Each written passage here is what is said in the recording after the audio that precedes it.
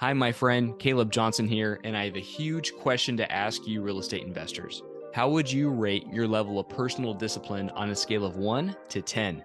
If your answer is anything less than a 10, I've got something neat for you. And let me tell you, discipline means pushing yourself beyond your comfort zone and doing things that are difficult and sometimes boring. Achieving massive success requires you to do those difficult things. Building your levels of personal discipline is not easy, but it does pay off. In fact, you can't achieve anything significant without discipline. Now, I just released a program for investors where I walk with you as an accountability coach to aid you stay on track so you can push yourself to do the hard things that greatness is going to require of you. Starting is easy. Go to redccapitalgroup.com and click accountability coaching at the top right of the screen. So let's get to work, and now to the interview. Welcome back, everyone. My name is Caleb Johnson, host of From Trial to Triumph. Today's guest is a very talented individual. He has a popular YouTube channel called MasterTalk, where he aids executives and entrepreneurs in advancing to the top 1% communicators in their industry. So, Brenden Kumarasamy, welcome to the show. Caleb, the pleasure is absolutely mine. Thanks for having me, man. My pleasure, man.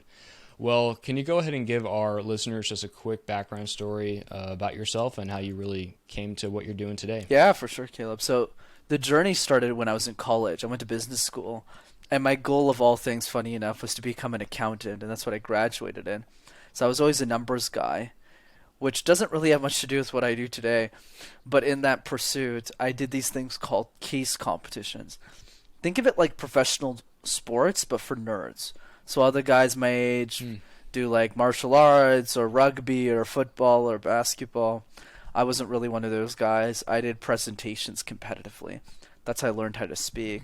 But then as I got older, I started coaching other students in college on how to communicate, mostly for free back then, just to help them speak better, to win competitions.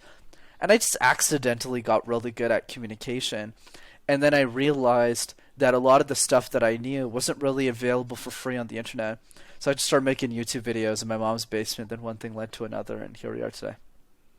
Wow, that's a cool story. And what were some trials that you kind of experienced either to really get you to the point in business where you are today, or even your development as a young man? Yeah, for sure. So I think there's two parts to that. So we can start with the business. So the business, well, the first 2 years, I didn't really have a business. It was mostly just me making videos as a hobby. And the reason it was solvent was because I had a great corporate job. So the reason I had done those case competitions, Caleb, was to really get a job in consulting or investment banking. That was really the goal, because that was going to guarantee a pretty high income so that I could take care of my family, since my parents were factory workers. I didn't really grow up with a lot of money. So I saw education as my way out, not really entrepreneurship. I was so allergic to that. But then when I started making money as a consultant at IBM, I was reinvesting that capital to make the YouTube channel and the videos much better. And then I made a couple of mistakes along the way. I mean, a lot of them. I think one big one was I had this brilliant idea, and I'm being super sarcastic here, about sending 50,000 emails to university professors. And I didn't know how automations work, so I was sending manually 500 emails a day, every day for 100 days over the summer. And it would take me hours. Obviously, most of it was copy-paste, but still, I'd have to go on the university's website to find those emails. And what was really stupid about that strategy, because I thought it was smart, like, hey, if the university professor likes me and just shares my YouTube videos with their students, like, I'm set, because the students always change and the teacher doesn't, so I have unlimited distribution. But they're really archaic, so they spat in my face, and they all said like your videos suck, you're too young, you don't even have any credentials. So I should have just stopped and emailed 50,000 podcast hosts, but I should have known better. Now you learn. So from my understanding then, the point of emailing those professors was to really get your content and your passion for helping others communicate and get that in front of their students. Is that That's right? correct. So at this point, I've made a total of $0.00, which is like, why would I even target those people? It's not even a business. It's literally just I'm sharing these videos. I want to be big and famous, right? I just want this YouTube channel to grow because I'm thinking, oh, the AdSense revenue is gonna do something for me, and even today, it didn't do any. It still doesn't do anything for me. I still Yeah. lose a lot of money on the channel. No, so what happened, Caleb, was 9 months into MasterTalk, I went to Summit of Greatness, which is an event that Lewis Howes hosts, who's the host of the School of Greatness podcast, in like the middle of nowhere. It's in Columbus, Ohio. I just went there because he's like my hero. I've been listening to his podcast since I was like 20 years old, so I wanted to meet the guy. So I go to this event. My MasterTalk is still in my mom's basement. I still have a business, and I meet my business partner there, who's 20 years older than I am. And he is the one who was like, you could charge thousands of dollars to executives for coaching. And I was really confused when I looked at it. I was like, what are you talking about? I'm like 23 years old. And I actually signed my first client there at that event. So Wow. I realized I actually had a business, at that point. Wow. What what went into you signing that first client? Because I just envision you've been trying and hitting roadblocks for 3 years, right? You've been spat in the face by all these professors, Right. and then at the first conference, you land that first client. So how did that happen? Right. So as we know in entrepreneurship, Caleb, your highs are really highs and you're really high and your lows are really low. So we'll get into the lows a little bit later, but we can go into the highs. So what happened was, like I said, Caleb, I genuinely did not know you can get paid to be a coach. So for literally from the ages of 19 to 22, I was just coaching the other students because I'm ultra competitive. Think of me as like the Michael Jordan that nobody gives a shit about. That's like me. Because like Michael was like obsessed with basketball, but everyone knows basketball. I was obsessed with this niche competition thing, but nobody cares about that. So nobody paid attention to what I was doing. So I just wanted them to win. So that's why I was coaching them. So coaching is just in my blood. So that first client, what happened is those 3 days, he was just asking for advice and I was just sharing it. I was like, okay, this is what you need to do. And he was like, wow, this is really good. And he had just left Amazon to start like a real estate company. And he's wildly successful now. But at the time he wasn't. And he's just a few years older than me. And then when the event ended, he called me. He's like my buddy now, right? And he still is. And he called me and he said, hey, I really learned a lot from you in these 3 days, Brenden. Can you coach me? And I said, what do you mean? He's like, yeah. Can you coach me? Like, can we do like one-on-one sessions? Didn't you say you're like a coach? I was like, yeah, let's start on Monday. And I was thinking I was just going to coach him for free, like I do with everybody. Mm-hmm. And he was like, how much do you charge? And I was like, what do you mean? There's no charge, man. It's just I'm just gonna start coaching you. And then he looked at me. He's like, no, I want to pay you. And I literally asked him on that call, Caleb. I was like, why do you want to pay me? And he said, because you've listened to 700 episodes of Lewis's podcast. I don't want to waste 700 hours listening to that. Why don't you just teach me everything you know in 7, and I'll just pay you whatever you want every hour? And I just went, okay, $100 an hour, okay to you? And he was like, yeah, I'll wire you $700. And that was my first client. That's the story of how I got it. Yeah. Oh, I love it. I love, so often that happens like out of the blue. Like it's almost like, Brenden, if let's say there's a fly on the wall listening to that conversation, they're like, Brenden, just take the money, like, come on, let's just go. But now that you've had that experience and that wherewithal, now you know more. Now you know what you can charge and just what that looks like. So that's a funny story, man. That's great. And so now the other side of that, if looking to how you became the man that you are today, what were some trials that you kind of had to overcome there? Yeah, for sure, Caleb. So growing up as a kid, right? I grew up in a pretty dysfunctional family. My dad was a heavy alcoholic. He made a lot of mistakes in his life. He wasn't the worst father in the world. He wasn't like physically abusive or anything like that, but he made a lot of mistakes. And I think the reason I became successful in my early life and my young life is because I was driven by trying to prove him wrong. That was always my life. It was like I want to prove this guy wrong. He thinks I'm not capable of anything. I'm going to prove him and the whole world wrong. So I was driven by anger and drive to be really successful. And I had a lot of money scarcity issues as a kid because I didn't grow up with a lot. So for me, money was the number one objective of my life. Like, I didn't really care if I was happy.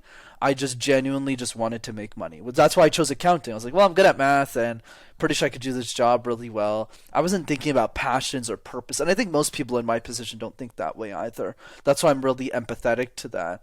So I would say that's the big challenge I had growing up as a kid. And I lived with him until he passed away in 2019 because without ever saying a word to him since I was 15. Like, I ignored him for like 7 or 8 years. So we never really had a good relationship. And that definitely trickled in the way that I talked and engaged with people, and I had to do a lot of inner work to kind of fix all of that. But I think the turning point for me was after he died. So after he died, I think what I realized was that he was actually the greatest gift I could ever ask for. Because if he never came to Canada, if he never immigrated from Sri Lanka, I never would have became the person I am today. And that's probably one of the biggest challenges I've had to face in my life. Wow. I'm really glad that last second sentence that you said, where it was such a blessing, right? It was something that you wouldn't want to go without, even though it was really painful. You're glad that you went through it because it made you the person that you were today. And I think there's so many people that don't see those trials as opportunities, right? And they just harp on them and they linger on them, and they can't see that that's been a huge blessing to receive that opportunity to learn and develop. And now, who knows where you would be if that didn't happen. Absolutely, Caleb. Tony Robbins is the best. If you're going to blame people for your failures, you might as well blame them for your successes too. And I think that's so true, because when you think about life, there's always somebody who's grown up in circumstances similar or worser than yours and has achieved more levels of success, however you define success. That could be money, that could be finances, that could be health, relationships, spirituality. And once we acknowledge that, then we learn a really valuable lesson, which I'm still learning, by the way. Like, this is ongoing work. I'm not some perfect guru here, and I'm still nowhere near that. But I think the idea is the same, which is it's all about how we choose to perceive the world. Steve Hardison says the world is not what it is, the world is how we choose to see it. So if we believe that everyone in the world is a complainer and is negative, that's what we'll see in the world. But if we believe that the world is like joyous and everyone's positive, everyone's great, that's equally how we'll see the world. Now, Brenden, being a coach, I want to ask you, what makes you a good coach? And I think there are people that are coaches, right? There might be something that really just stands out about them. And I think it can be different for different coaches. But for you, what makes you a really great coach? For sure, Caleb, it's a fascinating question. So a couple of thoughts come to mind. I would say the first one is intent. So my intent at the beginning, even if my coaching business does, really well now, and I'm super grateful that it does, at the beginning of my career, the intent was really just, I like to have fun with this. Like, this is just fun. Like, I've been coaching I would do this even if nobody paid me to do it. Like, this interview is super fun for me. I just enjoy it. You can tell. Like, it's like, yeah, it's so cool. Get to meet this dude named Caleb, and we're having a conversation. It's cool. I can't believe I get to do this with my life. It just makes no sense. I don't even know why people listen to me, right? So it's that intent, right? Because I had really good intent, which is the following. In my last semester of college, when I'd coached 50 or 60 of my students on how to speak, never made $1 doing it. And that's not because I'm some philanthropist. That's why I like to clear the air about these things. I hate people who project themselves onto the world. Like, for me, the reason is because I had a very good paying job coming up. Consultant, IBM, almost 6-figure salary. Like, I was set. I wasn't thinking about starting a business. That's why I was coaching everyone for free, and I was never thinking about turning this into one. And then one of the students had asked me the most powerful question I got asked in my life, Caleb. And the question was, how did you learn how to speak? And I said, what do you mean? He's like, well, you're coaching all of us. Like, how did you learn how to coach? Like, did you do Toastmasters? Did you hire a coach? Which I've done now, because I have a lot of them now, but not the beginning, because I didn't have any money. My parents were making like $10 an hour. So I was looking at them really confused. I was like, "Why? What do you mean?" And they said, like, "Did you watch YouTube videos on speaking?" And that's what sparked the idea. So I said, "Well, I got 4 months to kill before I start working." So I start watching these videos, and honestly, even if they're all my friends now, at the time, being the more immature person that I was at the time, I was disgusted by what I was watching. Genuinely. Wow. I was like, literally, I was watching these videos from PhDs in comms, and I was like, that doesn't make sense. That's not practical. What do you mean be yourself? That's not how you coach somebody on how to get results. And I just found so many inconsistencies. And then at some point, all of those inconsistencies just fell on my face because it was all the YouTube videos. I was like, that's wrong. How can you be a coach on communication and not deliver energy and passion how you're conveying ideas? And then it was Lewis's podcast. I'd listened to every communication expert who'd been on the show and said, well, if I was on the show, I would have shared this and that and that. And there were so many inconsistencies that I started making videos out of naivete that I could do better. So I think the main thing that separates me from everyone else was really intent and practicality. There's a couple of other things, but I think that's the main one. Now, by intent, I want to pull that out a little bit. What do you mean exactly by intent? Because I understand where you're coming from, where you watch the YouTube videos, and that's the reason that you started the YouTube channel. Now, with intent, what do you mean by that exactly? Good follow. So for me, my mission at MasterTalk is to empower every genius in our society to become an exceptional communicator. And the problem I had with other communications in my industry, and other coaches in my industry, I have less of a problem with them now. They just have a different approach of seeing the world, right? I've matured over time. But I'm just giving you the snapshot of who I used to be, right? Is, look, if you're really good at communication coaching, I'll just be honest with you. You probably already know this yourself. You do really well financially. The reason is because it's very easy to see a transformation. So if you're like a life coach or an executive coach, you can see the transformation, how somebody's being. But in communication, it's very external to the world. So let's say you coach a VP on how to present and you're worth your salt. And a lot of people aren't that great at coaching in my space, but let's say you're worth your salt. That person speaks better. They'll go up to that person and go, what happened to you? And then if that person wants to share your information, they'll go, yeah, it was Brenden or it was John or it was Julia. So financially, over time, if you're really talented at what you do, it'll work. And it worked out for me. But here's the intent, what I mean by that. What about the person who can't afford a communication coach? The next Elon Musk is a 15-year-old girl who can't afford a coach. When Elon was 12, he was growing up in South Africa, Caleb, being abused by his dad. Nobody sat him down for 45 minutes and said, you're going to be a superstar, regardless of what people think of him. And you should probably learn how to speak. And that's what dawned on me, is nobody was sharing videos for that 12 to 15-year-old girl, that person, because you can't profit off of that demographic as well as you could with executives. And I have nothing against money. I have nothing against executive clients. That's how I made the money, so I could create my free content. But I was investing in my channel, dude. 5-figure checks long before I made a dollar from coaching. It's because I really felt that it was really important, and you've seen my video, so you know this. It's like it was important for me to just share this information out. And then I learned later in masterminds that it ended up being a really strong lead funnel for the business, but it never started that way. That's fair. Okay. Well, I'm glad you said that. And even the sharing the story about Elon Musk, I actually never realized that. And, what you said was such a good point, that there's not, it's a lot harder to make money off of a 15-year-old girl than it is an executive. Oh, yeah. Right. And so the demographic and the people that present to that demographic, it's a different mindset. Now, you know more about YouTube channels and how to make an income from that than I do.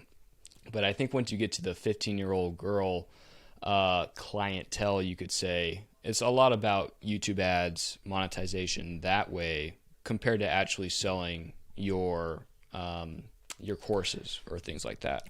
Right. So what the model turned into, Caleb, because you're right. Like, just to give you an idea, I mean, I'm transparent about this. I have, 30,000 subscribers now? We do $200 a month in AdSense, and I spend $1,000 a month on production. Okay, so I ain't making money off AdSense. We're losing money.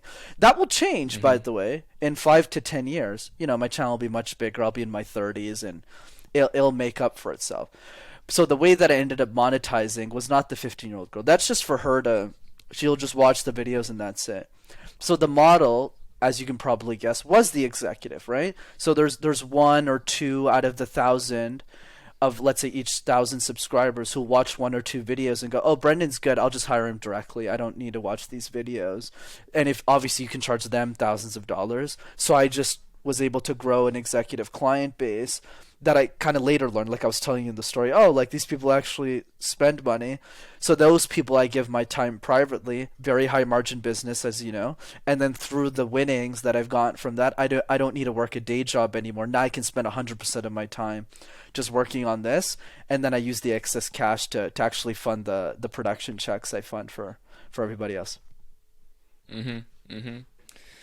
And now that we're on that topic, is that what someone needs to have a successful YouTube channel, right? Because I think there's so many different ways to go about that, and I just want your perspective on that. Yeah, for sure, Caleb.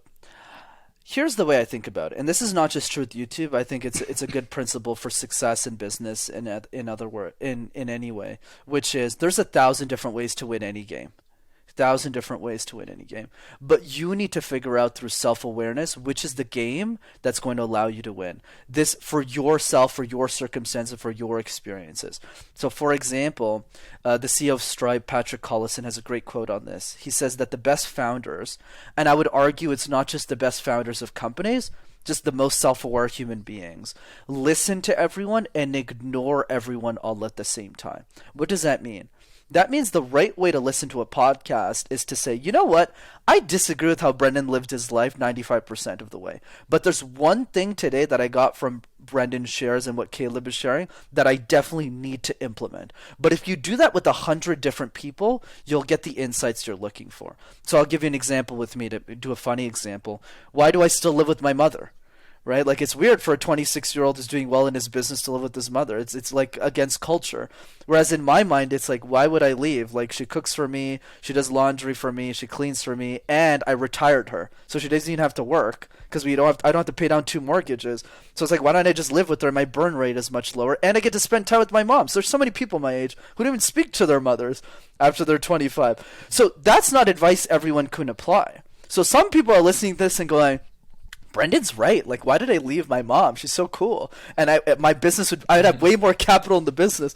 And then the other part is going, well, Brendan, I have a toxic mother. I can't do that. Well, that's the thing. You gotta look at everything I share and say, what's that one thing? So for YouTube, I knew from the get-go, Caleb, I mean, okay, I was naive the first year, but after I kind of matured up, look, I don't have the talent Mr. Beast does. I don't have that media power where it's like I'll need to invest way more money. I'm probably investing with 10, 12K in production to get the quality I have now. But if I want my guy to do more B-rolls and more flash cuts and more all that stuff, I need to up my production costs, and that just didn't make sense to me to do, to put all my eggs in YouTube. But because my content is educational, I can just sell a product in the back end. I learned all this stuff later in life, right? And just go like, wait, if I just got 50 fans who pay me $3-5 grand a pop to just work with you privately, I can just make the business work. So for me, it made more sense to do that because I'm already great at coaching. Content was already good. It's just my execution on media wasn't as strong as like a Patrick Bet-David's Valuetainment or something, or what Lewis is doing. But then there's somebody else who's listening to this podcast and going, well, I hate coaching. I don't want to coach people. It's too much of my energy, which it is. Okay. It's pretty much the therapist, but you got to really love people to do it. But I'm really good at media. I'm actually a really strong editor. I can create all those jump cuts and all that stuff. Then you know how to compete. But the key is self-awareness at the end of the day.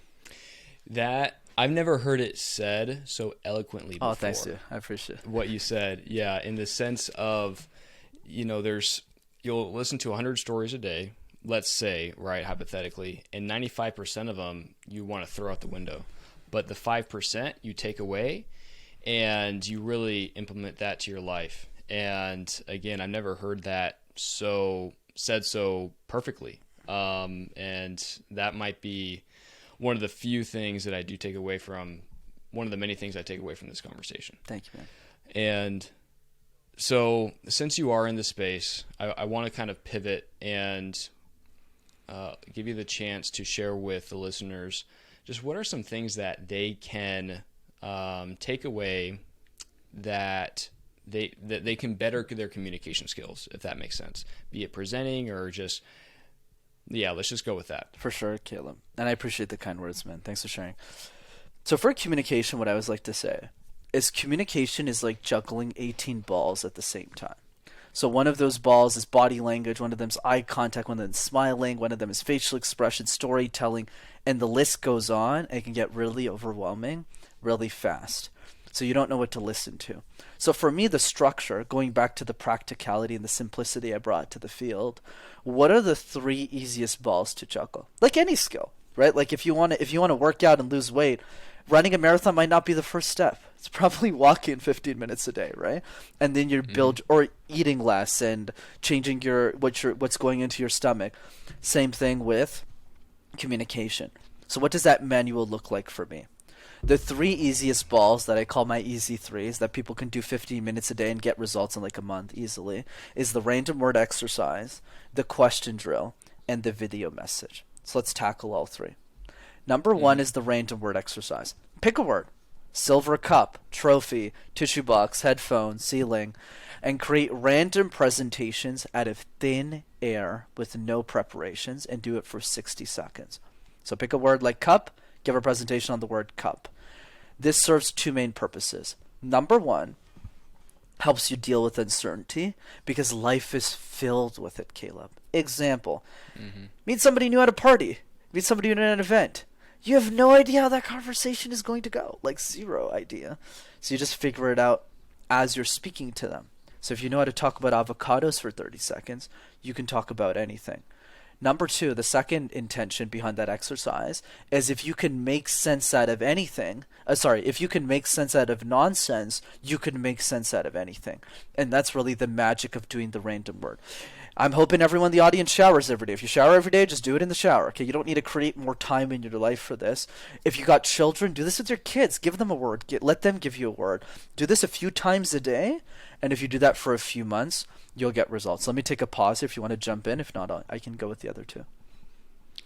No, yeah, that is killer. So yeah, let's go move to number 2. For sure. Everyone's different. That's why I don't want to monologue. If it always depends. I appreciate it. Yeah, of course. Thanks. So number 2 is the question drill. We get asked questions all the time in our life. At school, at work, on a podcast, from our family. But most of us, Caleb, are reactive to those questions. We're not proactive. I'll give you an example with me. So a few years ago when I started guesting on shows, I was horrible. I had like that COVID hair going. Because nobody, I couldn't get a barber to cut my hair, so I was doing some wild appearances. But anyways, one of the guys asked me, "Hey, Brenden, just out of curiosity, where does the fear of communication come from?" And I looked at him and I was like, "I don't know, man. Denver, Los Angeles, New York." Like I had no idea how to answer the question. So every single day, to be more proactive, I just spent 5 minutes, Caleb. That's it, 5 minutes every single day. And I answered one difficult question that I thought the world was going to ask you about my field. That could be in communication. So for you, if I was coaching you, the advice would just be, hey, the next time you're on a podcast, re-listen to a past episode you did, write down all the questions you got asked, and say, hey, if I got a second chance at this question, how could I answer it better? So that's more specific to you, but to your audience who might not be guesting on shows, it's more like think back to your life, your expertise, the questions that are going to come up this week from your life and your family and your work. Write down those questions.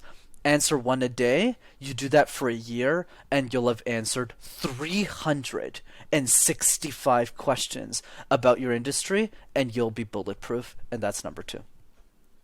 Wow. Oh my goodness, that is another bomb. I can't even process that, brother. Let's go to number 3. Thanks, man. Love your excitement. Which brings me to number 3. So what's number 3? And by the way, before I get to number 3, because I love your nuance and you're a great listener, is I've applied number 2 with myself. right? And it's clear as night and day. Because when I started guesting on shows, I would say like the 3 tips I used to share were completely different. But the reason they didn't hit immediately to the person who was listening to me is because they were like, oh, I can't easily apply this. I need like a partner. So I would go back and scrutinize myself and say, how do I make this even easier for people to get? And then I changed my exercise over time. So it's an evolving process. Which brings us to number 3. So simple, nobody does it, Caleb. Okay. Send video messages. Pick 3 to 5 people you really love in your life. Okay, it could be a brother or a sister, in your case, clients, right? And ask yourself, when was the last time you just sent them a 20-second video note to just say, hey, I'm thinking about you. I love the impact that you're creating, Caleb, with this podcast, with your journey, with the impact you're delivering for your clients. I hope you're having a wonderful day and really grateful you're in my life. That's it. It's so simple. And I take this to a whole other level. I have like a CRM of everybody like that really pours into me in my life and their birthdays. And on their birthday, I put a really stupid birthday hat on. I open my camera and I go, guess whose birthday it is? Oh, wait a second. It's your birthday. And you think it's dumb, but I don't think you think it's dumb, but like people might think it is. And people who receive the video message, they don't look at me and say, oh, this is dumb and you're making all these mistakes. They go, wow, like somebody really cares about me enough to send me a video message. And it only takes 20 seconds to make somebody's day. You don't need to be perfect. You don't need to have all the answers. The only rule is to just send the video. That's it. Wow. And, I feel like I'm reading a book that's really impactful, and every paragraph I'm highlighting. You mentioned, hey guys, if you're enjoying the content of our podcast, but you have additional real estate investing questions, I'm happy to answer those questions for free. Head over to redseacapitalgroup.com and book an appointment with me. Not only am I the host of the show, but I am actively buying and already own properties across the US. So feel free to schedule a time that works best for you. Visit redseacapitalgroup.com to book your appointment today. One thing that is sticking in my mind now, how did you become a better podcast guest? And I think that is maybe a niche subject for the listeners. However, I do feel like it's very beneficial that people guest on shows. I feel like there's a podcast on about every industry. Nice. And so to benefit your communication skills, being on a podcast is an immense tool to do that. So for you, Brenden, what kind of helped you get better being a podcast guest? For sure, Caleb. So a couple of thoughts on that. Number one goes back to the original point we talked about earlier, but repetition is the mother of invention, right? If you have been on at least just one podcast, you need to ask yourself, am I re-listening to my tapes? That's what the greatest of all time in any industry does. Kobe Bryant is notorious when he was alive to have rewatched every single basketball game he's ever played in the NBA, even the ones he won. That's wild. Even I wouldn't do that. Not in the NBA case, but like I don't re-listen to all of my podcast appearances. I would go nuts if I did that. But the message is the same. I definitely do. Especially my first 50 appearances, I re-listen to most of them for sure. And I would say, how can I do better? So you write those questions out and you just apply the question drill. Just doing that puts you ahead of most people in the space because we're still in the nascency, the early stages of podcast guesting. People still don't see the value of it. There's still a lot of big people who don't want to guest on podcasts. So there's still a lot of big opportunity. So take that opportunity to get that head start. That's one. Two is, what is the definition of value? Chris Do, the founder of The Future, I think has the best definition of value, Caleb, which is, tell me something I don't already know. Tell me something I don't already know. So now the natural question is, well, Brenden, how do I create knowledge and share knowledge that people feel like they don't already know? So what does that mean? That means how much time. There's no silver bullets here. It's just a matter of working harder than the next person. How much time are you spending listening to other experts in your own field who are guesting on a podcast? Why am I so confident that the ideas I'm sharing are unique? Not because I'm special, not because I'm unique, because I've listened to every other communication coach and professional, not all of them, but a good amount of them, and I know what they share on podcasts. So what you need to do is, if you never guest on a podcast, if you haven't guessed on your own, listen to an expert in your field and pretend that you're being interviewed instead of the guest. So let's say that person is asking them a question. Listen to them and think, what are they missing in this question that I would answer better? So I'll give you an example with me that we haven't talked about yet. It's just the energy around communication. So a lot of people, when they get asked the question in my field, hey, how do you overcome the fear of communication? I think I'm the only one in this industry who goes, that's the wrong question. Because why are we focusing on the fear? The fear is the reason why we're always messed up around speaking. Whereas me, the bigger question is, how would your life change if you're an exceptional communicator? How would your life change? The people around you, when you're doing something that you're excited about, that's how you get better. So I just have audiences reflect, how would your life change if you're an exceptional communicator? Let's not just accept fear for what it is. Let's try and make our life better. So that's just one idea.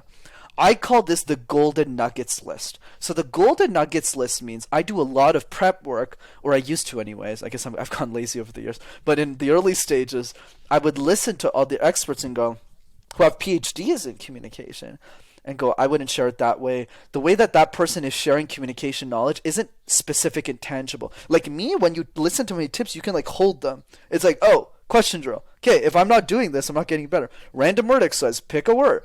Video message, like, this is not rocket science. But the way that I'm able to systematically point them out, that's also trained, because it came from a disagreement I had with other people in the industry. I was like, that's just wrong. That's the second thing. And then the third piece is more of a mindset. Say yes to every appearance. I don't understand this, Caleb. There are so many people I've seen, colleagues of mine, who just say no to shows and they've been on less than 50 podcasts. I think that's treason. Because for me, I know that's crazy. It's very controversial. But the reason I say that is because your number one goal to be on the show is to serve people, even if the host is the only person listening to you, which was the case for me for my first couple of appearances. And there's even... Mine too. Dude, I'll even give you an example. Even 2 weeks ago, a 17-year-old asked me to be interviewed. Like, wanted me to be on their show. It makes no business sense whatsoever for me to say yes to this person. But I loved her message. And I had a great time being interviewed with her because she taught me so much about life. It's like, wow, this person's she's my audience. She's the person I started MasterTalk for, and she was way more professional than 90% of the podcasts I've done. But the principle is the same, my friend, which is so many of us. And I know we hear it all the time, but it's worth repeating. We focus too much on the dollar when it comes to podcast guesting. Whereas for me, it's like, dude, this morning I was on a sports show. What the hell am I doing on a sports show? I was on a weed show. I was on Powerful Christian Women. Why do they want me on their show? What am I? Because they're like, I love your videos. Like, I want you to share this information. I couldn't say no. And that's really what made me the podcast guest that I am today. Is you really got to give a shit about other people, or else it doesn't work. Mm-hmm. You know, Brenden, I think you have such a special heart. Oh, thank you, man. Because not many people would do that, and I think especially the mentality is such in a lot of people that they need to get value, and their time is money, right? And not saying that your time isn't money. It obviously is. Yeah, otherwise you wouldn't of course, be here, right? But looking for opportunities to be open to help people, I think that is a very special thing that you have. And, you know, there were a couple things that you just said that really impacted me. And the first being listening to my past episodes. That is one thing. You know, I'll get about 5, maybe 2 to 5 minutes in, and I'll start cringing at my own voice. And I'm thinking, God, Caleb, why do you sound like that? But, you know, it's such a valuable thing to do. And again, we're kind of getting into a niche thing because not every listener might have a podcast or a program or anything that they give out to people, but still it's so valuable. And the second piece of what you said that was so impactful to me was looking at the positive side of things and not the negative, in the sense of whenever people think of public speaking, right? I mean, there's like the biggest fear in people is public speaking and then death, right? Like those are the two things. And so whenever they think of public speaking, they think of fear. Now, when you switch it and think, how do you want, I don't remember exactly what you said. You said it much better than I did. But looking at the positive of it, how will your life better be impacted from being a better speaker? And that had a huge impact on me. So that was great. Thanks, man. Appreciate it. And so, Brenden, I think we'll have to start winding it down. And again, thank you so much for being here. I gained so much from this interview, and it was just such a blessing. And the final 3 questions that I ask every listener is, 1, if you can recommend a book or maybe a resource that the listeners can use, what would that be? For sure, Caleb. And the blessing was mine, man. Thanks for having me on your platform. It was a great time spent. So for the first question, I'd recommend a book. So the book I always like to recommend is called Thirst by Scott Harrison.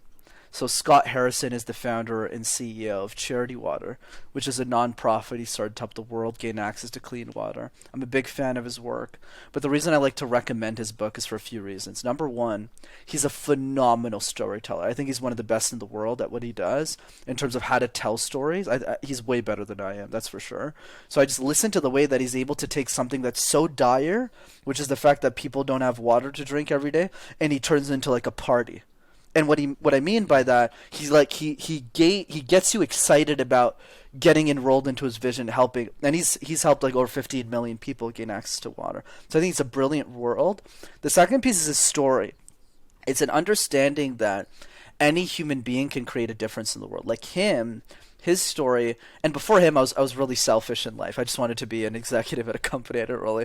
Maybe I donate some money to charity, but I was really just thinking about my mom and the kids I was going to have eventually. But I think the key to him was like that guy was a nightclub promoter in his 20s. He got people drunk for a living. His girlfriend was on Vogue. Nothing wrong with that, but in his case, that was the case.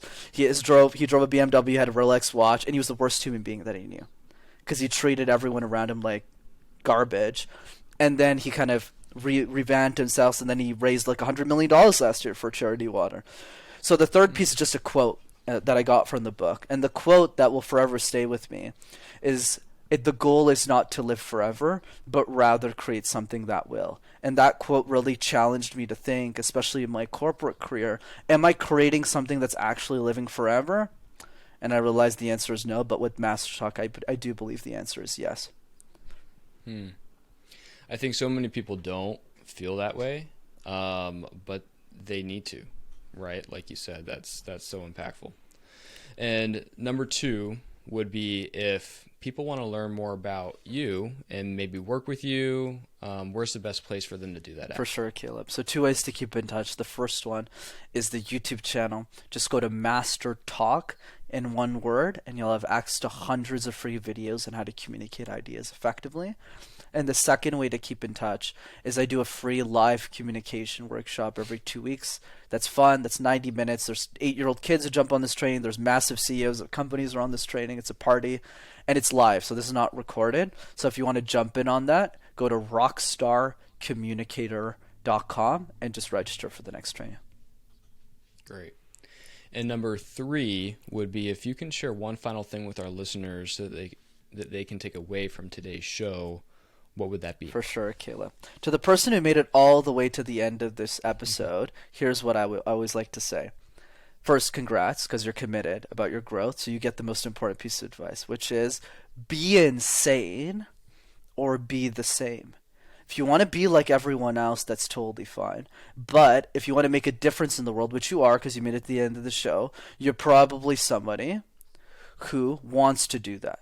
So the answer is, the only path to follow, in my opinion, is the path of insanity. Don't you find it odd, Caleb, that you're talking to a guy who started at the age of 22 a YouTube channel, not on pranks, not on skits, not on music, not on rapping, but on executive communication tips. And then the year after that, he built a successful coaching practice. He trains people double his age on communication. Yet, he's coming to you live from his mother's basement. He has a nice car, kind of like a Toyota car, but his sister drives it because he's too scared to drive it himself. He speaks 3 languages, but he can karaoke in 8, and he loves dancing alone in his mother's basement at least 30 to 45 minutes a day, and he's in the top 1% of all listeners on Spotify for Justin Bieber. How does any of this make any sense at all?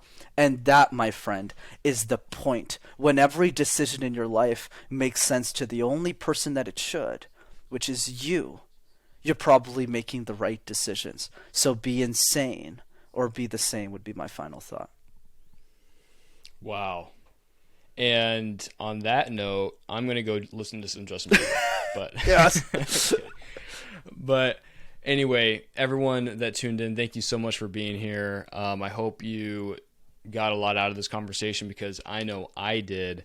So, Brenden, thank you again so much for being here. It was a privilege to have you on the show, and I look forward to just hearing from the audience about how this really impacted them. Thanks, man. I really appreciate it.